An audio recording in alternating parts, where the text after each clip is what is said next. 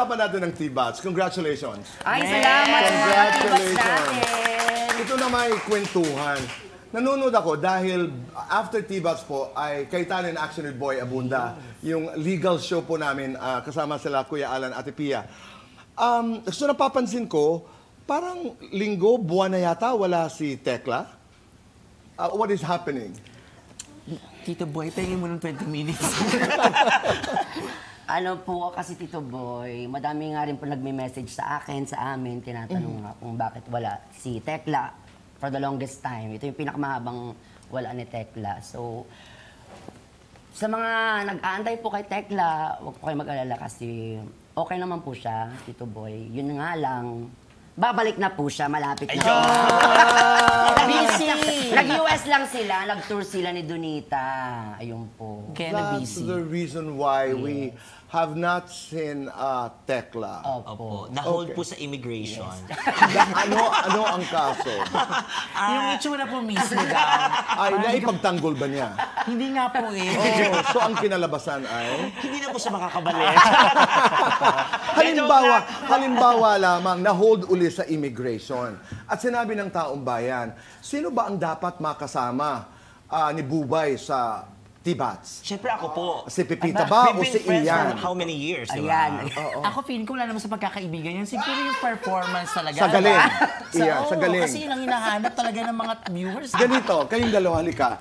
Kasi, Ayan na! tinitingnan natin, si Bubay ang judge. Okay. Sino ba talaga ang mas magaling? Sino bang karapat-dapat makasama ni Bubay? Halimbawa lang, yung Tekla, habang wala si Tekla, halimbawa, sino ang karapat-dapat makasama ni Bubay bilang main host, ha? So, do an opening of the show, and then tingnan natin kung saan makakarating. 3, 2, 1, action! Hello mga kapuso! Ito po si Pipita Curtis! Ako naman po si Ian Red. At kami ang Ipita! Ipit po, T-Bats lang. Yes. Pero dapat ito ba kailangan may talent talaga, di ba? Pag meron kang show. Magaling silang umacting. Wow! Okay, acting. Baby, sabi mo ako lang.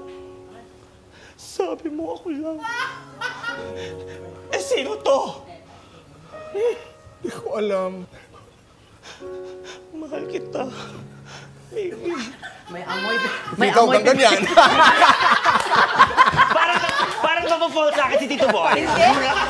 Iyan. Tito Boy, hindi ako na-impress. Bakit? Kasi when you say acting, drama, ba kailangan may luha. Oh! Parang Miss Bea Kaya Alonso. mo namuha ko yan. Okay, action. Okay, lights, camera, action! Tito Boy. Andun siya. Hindi pa yung camera. Alam ko, hindi man ako deserving. Pero, gusto ko lang na makasama ka. May luha. Kasi idol kita, Tito Boy.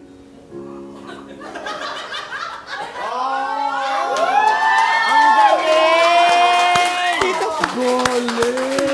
Tito Boy. Magaling! Please, galing. Okay, mag-ano lang ako, Tito Boy. Reliever na lang po ako.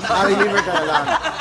So, hindi na kinakailangan mag-judge si Bubay. Magre-reliever ka na lang. Magre-reliever. Total, mauuna naman na siya. Sa inyong friendship, pwedeng mag-utangan. Ay, Opo. Oo, okay lang, mami, nag-utangan tayo. Opo. Nag-utangan yung last sa abroad ko, nag-utangan ko sa kanya. Pero bayad na pa, fully paid. Oh, okay. Sa akin, hindi pa po siya full pay. Hindi pa. May balance pa ako 20K sa akin.